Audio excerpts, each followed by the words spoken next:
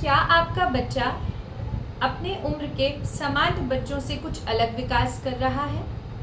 उसका ये अलग विकास उसको समाज का हिस्सा नहीं बनने दे रहा है।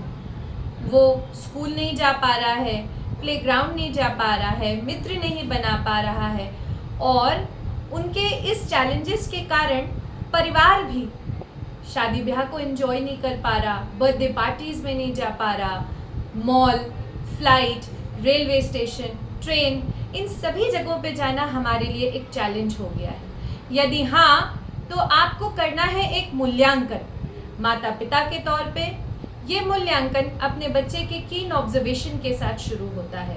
उसके AM to PM यानी सुबह से लेके शाम तक के हर पल को, हर क्षण को बहुत माइन्यूटली ऑब्जर्व करना है और उसके उम्र के बच्चे वो हर काम जो कर पा रहे हैं जिसमें वो स्वावलंबी हैं और हमारा बच्चा जिसमें स्वावलंबी नहीं है, मान लीजिए खाना खाने में, पढ़ाई लिखाई के लिए बैठने में या अपनी बात की अभिव्यक्ति करने में, उन सबको डिटेल में लिखना है। डिटेल में लिखने के बाद सबसे पहला काम जो हमें करना है वो यह है कि हमें मिलना है एक क्लिनिकल साइकोलॉजिस्ट से और क्लिनिकल साइकोलॉजिस्ट से मिलके हमें अपने बच्चे का DQ डेवलपमेंटल कोशेंट यानी कि विकासात्मक गुणांक ये जानना है। बच्चे का SQ यानी कि सोशल कोशेंट यानी कि सामाजिक विकास की क्या दर है ये जानना है।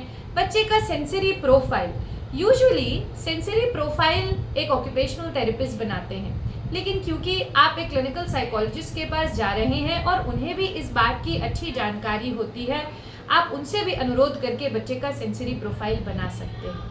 और दो महत्वपूर्ण बातें हैं जिनको आपको पर्चे में लिखवाना है, वो है बच्चे का ADHD इंडेक्स यानी कि attention deficit hyper activity disorder होने का क्या क्या संभावना है या क्या उसके कुछ अंक बच्चे में दिख रहे हैं, और दूसरा बच्चे का ऑटिज्म स्पेक्ट्रम डिसऑर्डर का स्कैन, क्या बच्चा हमारा ऑटिज्म की श्रेणी में आ रहा है और यदि आ रहा है तो वो कौन सी कैटेगरी में आ रहा है, माइल्ड है, मॉडरेट है, सिवियर है।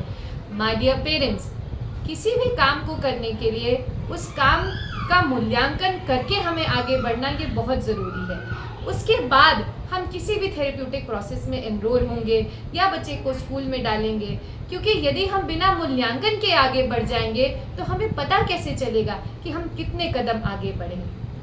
हाल फिलहाल मैं अनेक माता पिता से मिली, अभी कुछ देर पहले भी मिली, जिन्होंने सालों से थेरेपी के प्रोसेस में बच्चे को एनरोल तो कर रखा है लेकिन ऐसा कोई नंबर, कोई इंडेक्स ही नहीं है उनके पास। तो हम स्टैंडर्डाइज स्केल्स पे कैसे पता करेंगे कि बच्चा कितना आगे बढ़ा है या नहीं बढ़ा है या पीछे गया है। समझदार बनिए, सजग बनिए और जीतते रहिए। वासुदेवाय कुटुंब।